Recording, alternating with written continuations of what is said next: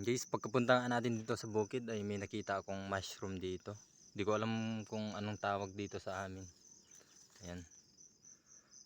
Pwede naman tong ulamin kaya kukunin ko para may ulam tayo ngayong araw. Ayan. Guys. Ayan. Solve na naman yung pang-ulam natin ngayon mga lods. Ayan pa. Ayan, dami. Guys, so ang dami nila. Kaya maghahanap pa tayo dito sa maisan. Dito lang yan sa loob ng mais. Kaya kukunin na natin to.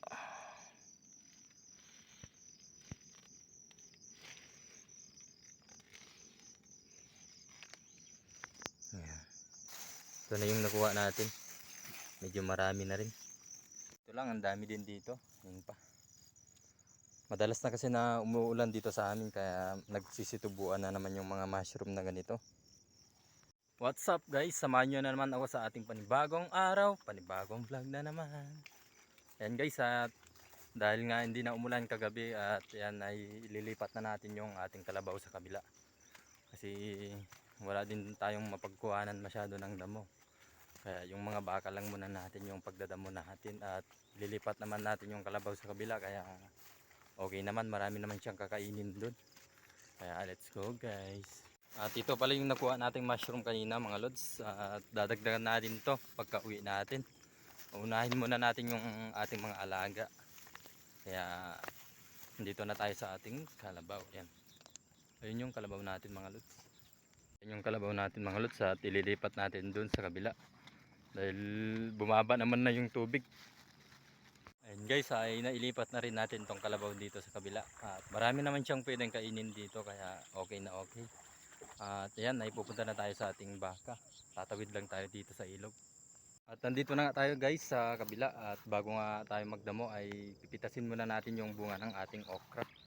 Ayan, may mga bunga din yung okra natin. At ayun pa yung iba.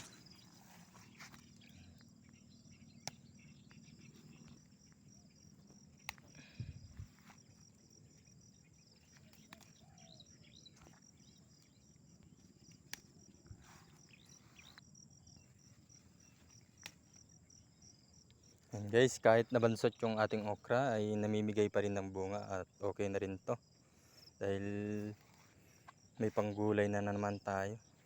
At ayan guys, ay nandito na tayo sa loob ng maisan ni Bian kaya kukuha na tayo ng damo.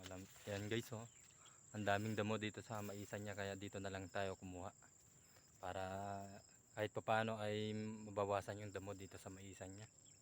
Ayan guys, ay marami na rin tayong nakuhang damo kaya ibibigay na natin sa ating baka. Napakabilis lang kumuha ng damo mga lods dahil nga napakaraming damo dito sa maisan ni Bianan. Kahit papano ay mabawasan na rin. Ayan. Ayan guys, madami din yung nakuha nating damo para sa ating mga baka to. Ayan na nga mga lods, ay naibigay na rin natin yung kanilang pagkain at bibigyan din natin yung isang baka natin. Ayan lang. At ayan na rin mga lods, ay naibigay na rin natin yung kanyang pagkain, yung isang baka natin. At kumakain na rin yung dalawang baka natin doon. At ayan nga mga lods, ay tapos na tayo sa ating mga baka at sa ating kalabaw. At pauwi na rin tayo dahil nga papasok pa tayo sa ating trabaho. Thank you Lord kasi binigyan mo na naman kami ng panibagong araw. At maraming salamat na naman sa inyong panonood mga lods. At please like and share and subscribe sa rin. At pa-follow na rin sa ating page at saka sa ating Facebook account. At maraming salamat sa inyo. At bye bye. Thanks for watching mga lods.